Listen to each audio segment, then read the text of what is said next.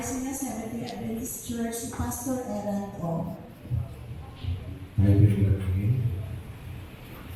Mahabagin at mapagmahal pa namin. Sa oras na ito na kalungkutan at pagkadalamhati, dahilan sa pagkamatay ng isa po sa mahal sa buhay ng iglesia nito ng Arcelias.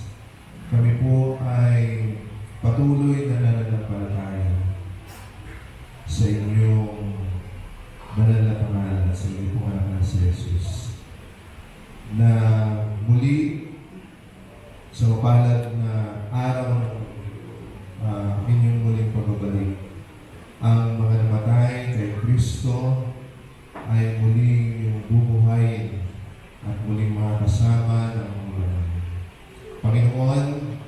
Maraming salamat po sa mga salita na nagmumula sa inyong banal na kasulatan na nagbibigay sa amin ng pag-asa, na nagbibigay sa amin ng kaaliwan, at ganoon din sa buhay at alaala na naibahagi ni Dr. Medina, hindi lamang sa mga taong kaniyang nakasalamuha, maging sa mga taong kaniyang naakay sa inyong banal na pangalan.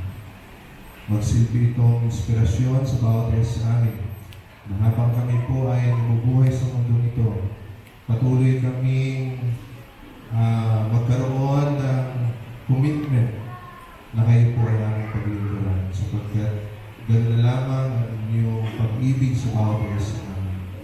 Kaya nga, Panginoon, sa oras nito, patuloy po namin hinihiling ang kaaliwan na nagmumula sa inyo sa pamamagitan ng Banal na Espiritu, ang inyong igawad sa bawat isa sa amin. Lalo higit sa pamilya ng Manila ni Dr. Medina. At patuloy na ang pag-asa sa mapalad na araw ng inyong pumuling pagbabalik, aming patuloy na panghawakan, sapagkat ito po ay aming bibili. Hindi dahil sa kami karapat